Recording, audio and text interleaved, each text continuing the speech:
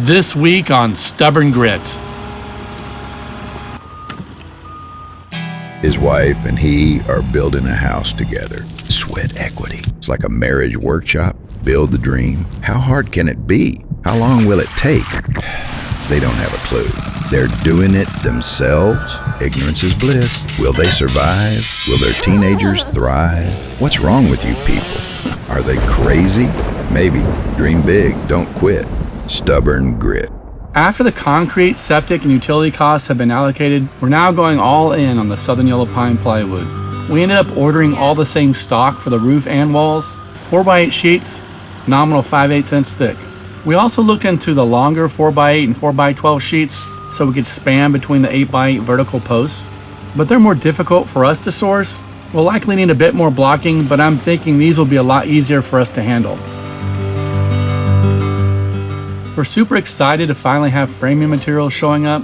It's taken forever for us to figure out what to buy and where to grab the best value. We've already ordered everything else as well, but it might be a couple weeks before it shows up.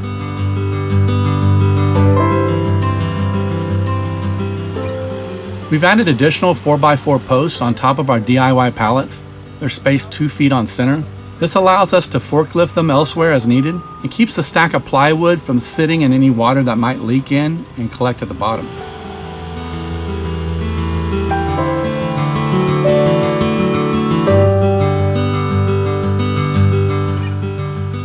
On the outside, I'm trying to stay calm, cool, and collected. Inside, my wife can see that I'm super excited about our delivery.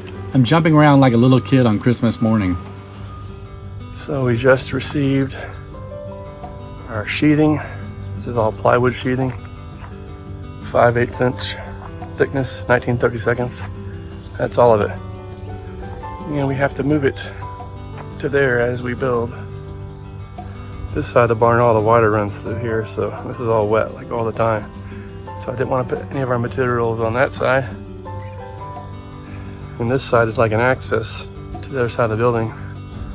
And trucks turn around in here, so.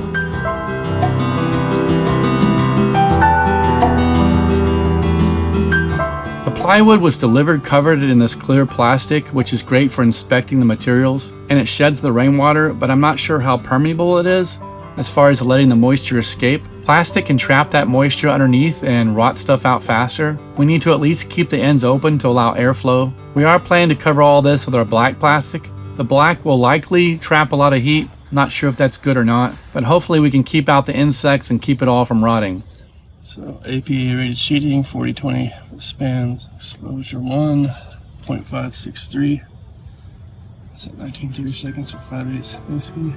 We're not using the cheaper CDX plywood. This plywood is performance standard too, so it's not only good for the roof and the walls, but for shear walls. I'll try to get into more detail once we start putting all this plywood on the building.